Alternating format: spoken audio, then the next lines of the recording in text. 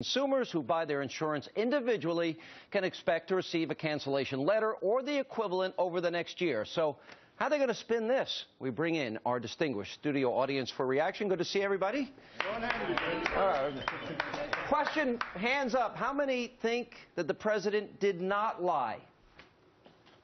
1, 2, 3, 4. All right, you guys stay right there. We're going to start with you. Let's begin. Ainsley, co-host Fox and Friends first.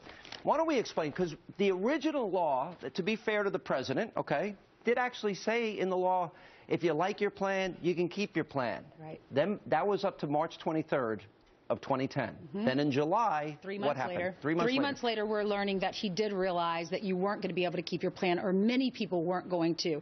Statistically, we're talking 40 to 67% of individuals will lose their coverage. 19 million people. There is evidence to prove that the president did know that you could not keep your plan, or many people would not be able to keep their plan. Pretty amazing. And that means, if, for example, if there was any change in coverage whatsoever, all of a sudden everything got grandfathered out. Basil, you raised your hand. Yeah. Explain to me. They changed the law from what it originally said. The president, how many times did this president make that promise? If you like your plan, you can keep your plan. Well, now as many as 19 million people may lose their plan.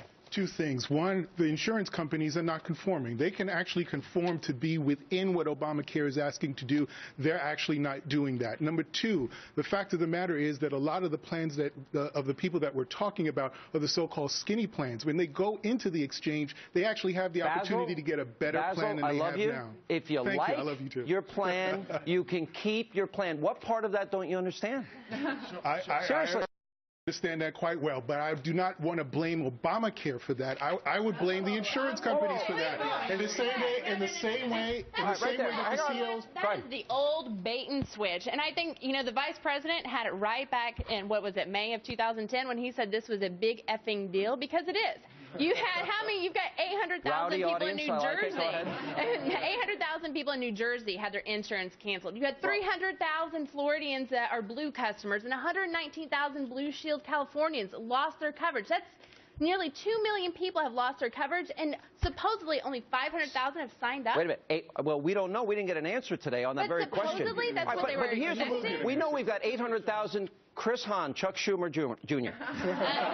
800,000 people in New Jersey. San Francisco Chronicle says 900,000 people in California. We know about 300,000 people in Florida.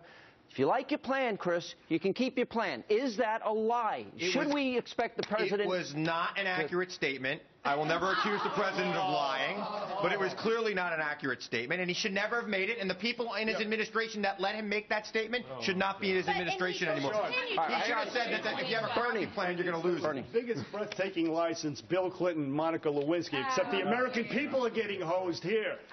Listen, where's Chuck Schumer in Ed Snowden's old hotel room in Hong Kong, the utterly shameless, hiding out? Where is he? Listen, Kathleen Sebelius and President Obama have done more to advance the conservative cause now since Ronald Reagan and